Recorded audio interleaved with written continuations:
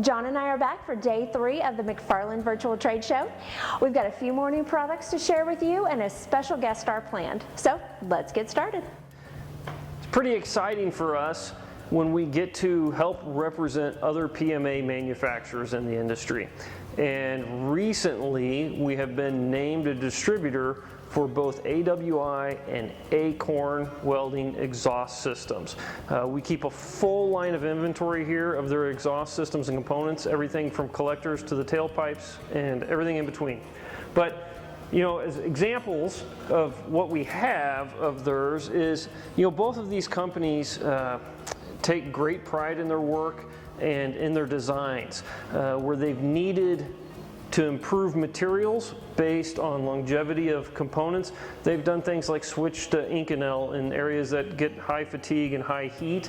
To get better performance, they've gone to larger diameter systems to help the flow of the exhaust. All their welds are precision machine welds. There are some hand welds in tight areas where they need to get to, but again, absolutely beautiful welds and just all around high quality components. These are two of the leading exhaust manufacturers in the industry. We're very proud to represent their product, so please don't hesitate to contact us with any of your questions. You can actually put any of your questions in the comment section below and we'll get right back to you. So Cessna fuel selector valves, fuel shutoff valves. McFarlane has those FAA PMA approved for 170, 172, 175, 177, 182, and 185 aircraft. We are also working on getting approval on the 150 fuel valves, so we'll have those soon as well. All of the components of these are FAA PMA approved. We have anodized these for corrosion resistance because that's typically why these fuel valves will fail. So in addition to new fuel valves, we can also repair your existing fuel valves. We can also sell you, we have kits that have the O-rings and seals. So if you need to do the work yourself or just reseal them, you can do that as well. But McFarlane now does have FAA PMA approved fuel valves and fuel selector valves.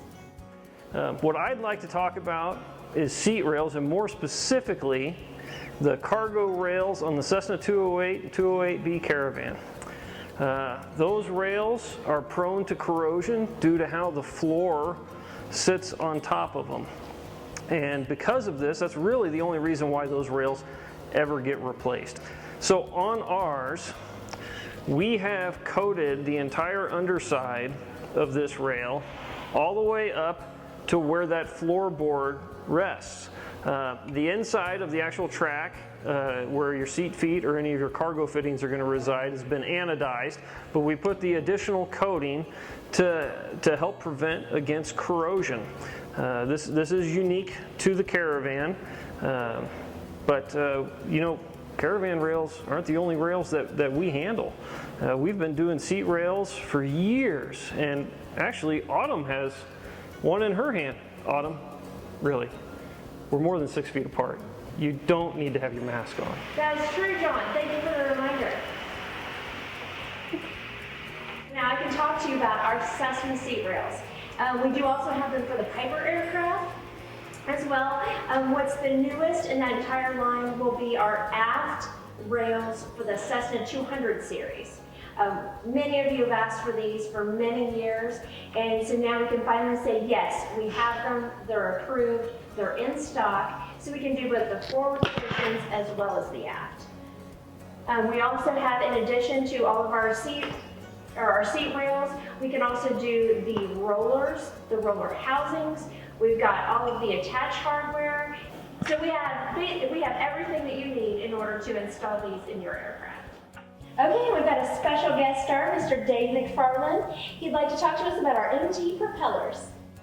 Hello, everybody. The MT propellers, I'd like to kind of hit some of the highlights on them, how they're different than the conventional propellers. The biggest thing that makes them stand out is their composite construction. Makes them extremely light, and the composite construction, you can kind of see it here on the end. This is a cutaway of a blade.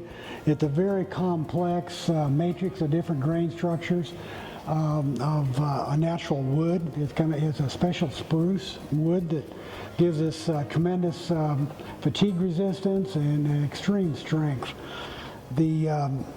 Many of your other competitors on the composite props, they may use a foam core, and they make the outer shell of the composite do all the work, where MT has made the center core very structural with an extremely strong outer covering also that gives it additional strength.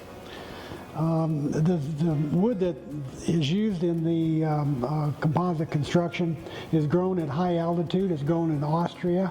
They have a minimum altitude that they grow it at, so that the trees grow very slowly, so that their grain structure is very dense and compact, which gives the core wood some extreme strength. There's two different types of woods used. This is the base material. You can see that the different colors in there is a blend of the spruce with a beechwood, which gives it extra durability at the attachment, the ferrule end. The MT propellers have been around for many years, and they've never had a blade failure. They're extremely durable, and the loading on the propeller is drastically reduced. This is the ferrule for the blade in this area. It's a metal piece with that holds the bearings and supports the blade in its operation. There is not near the loading on the ferrule end of this blade as there would be on a metal propeller.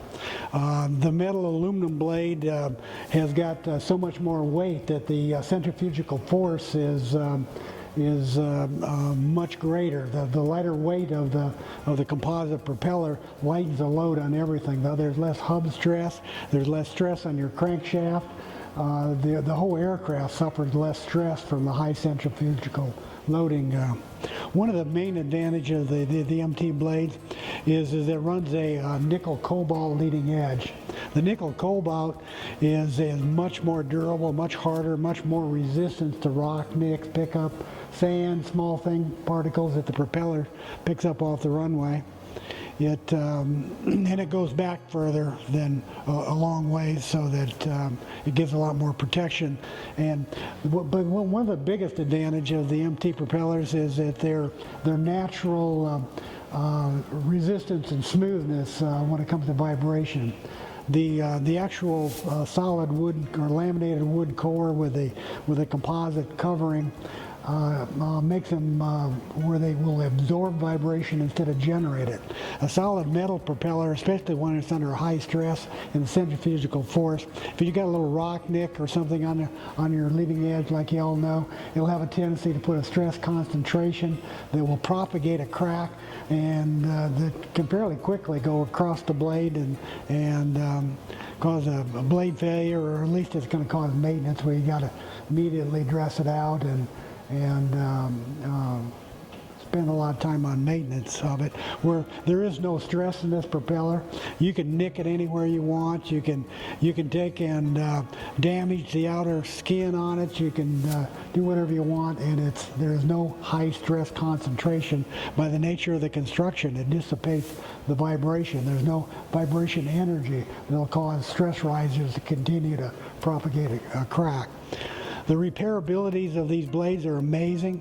You can have a rock come and hit back in here in the composite area, and of course it is wood, so you're going to maybe see a gouge in it or something with a larger sharp rock. It's so easy to repair, it's almost scary. You simply take two-part epoxy like JB Weld or something you can get locally, feather it out, and fill the damage with that. And in the worst case scenarios, you might have to put a couple little patches of some fiberglass over the top of it.